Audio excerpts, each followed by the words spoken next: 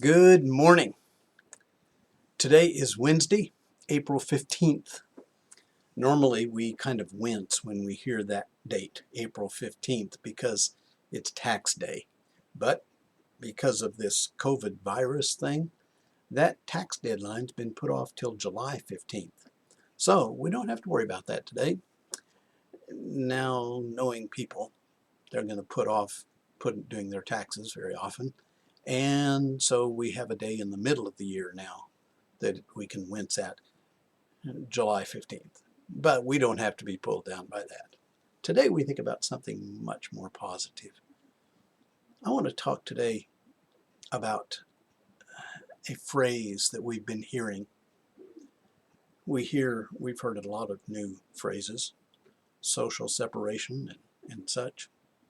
But I want to talk today about the phrase non-essential people.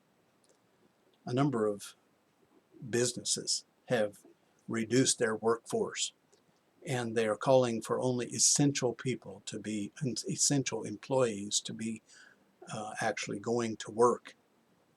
Well, I know that Ryan starts his cast by singing a song to you, and he does a lovely job. I am not going to subject you to my singing, but I am going to read you the lyrics to a song, and it's not a song out of our songbook. I want us to think about this idea that there are some people that are essential and some people that are non-essential. In God's plan, none of us is non-essential. These lyrics come from a song from the movie Prince of Egypt, and the song is Through Heaven's Eyes. Let me read you some of these lyrics. A single thread in a tapestry, though its color brightly shines, can never see its purpose in the pattern of the grand design. And the stone that sits on the very top of the mountain's mighty face doesn't think it's more important than the stones that form the base. So how can you see what your life is worth or what your value lies? You will never see through the eyes of man. You must look at your life through heaven's eyes. A lake of gold in the desert sand is less than a cool, fresh spring.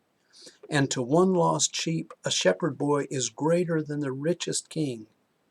Should a man lose everything he owns, has he truly lost his worth?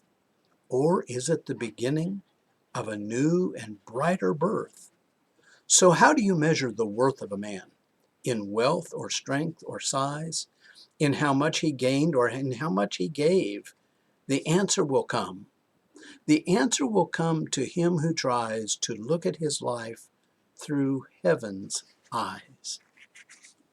In the systems of men, there are essential and non-essential people.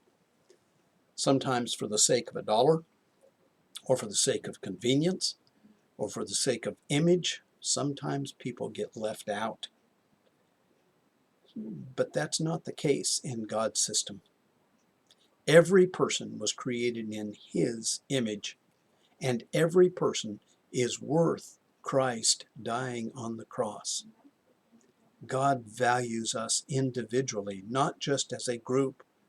It's one of the beautiful things we see between the difference in the Old Testament and the New. In the Old Testament, God was certainly speaking to His gathered people, His nation.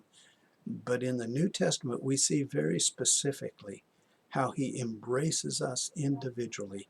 He sees a worth within us that we often do not see. In God's system, He seems to specialize in reaching down into the humanly forgotten people and raising them up into a newness of life that can only come from Him. Jesus was criticized for associating with sinners.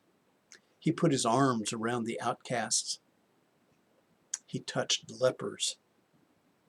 He literally raised up the disabled beggars, and He gave status to rejected women.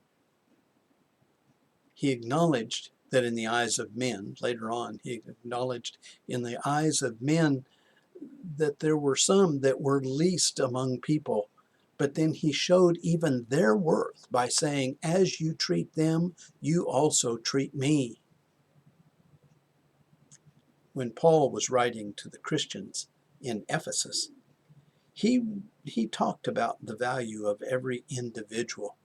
Let me read to you from Ephesians chapter 4.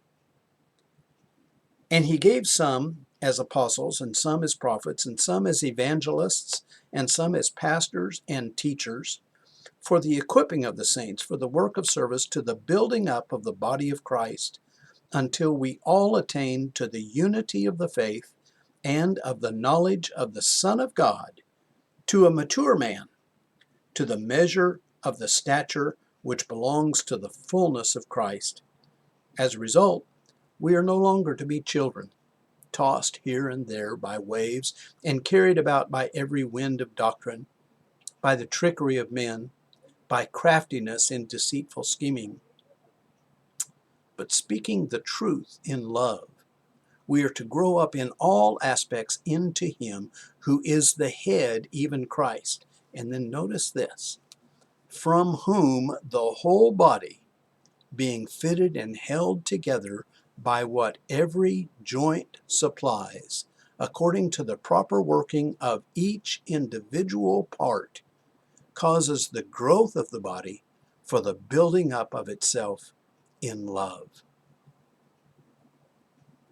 It's a wonderful idea that we are all called important in the eyes of God. We are each an essential part of His body, and He leaves none of us out, ever. During this time of isolation, some of us may feel especially worthless, honestly, because we are lacking that social interaction that gives us encouragement. But none of us is worthless.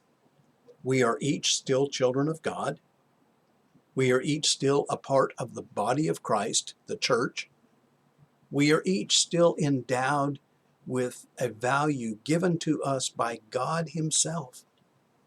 Maybe one of the benefits of this time is to take time to look within ourselves and find the value that God already sees. Not one of us is useless. Not one of us is non-essential to God. I hope that your day is a great day because you are important to God. Let's go and make it a great day.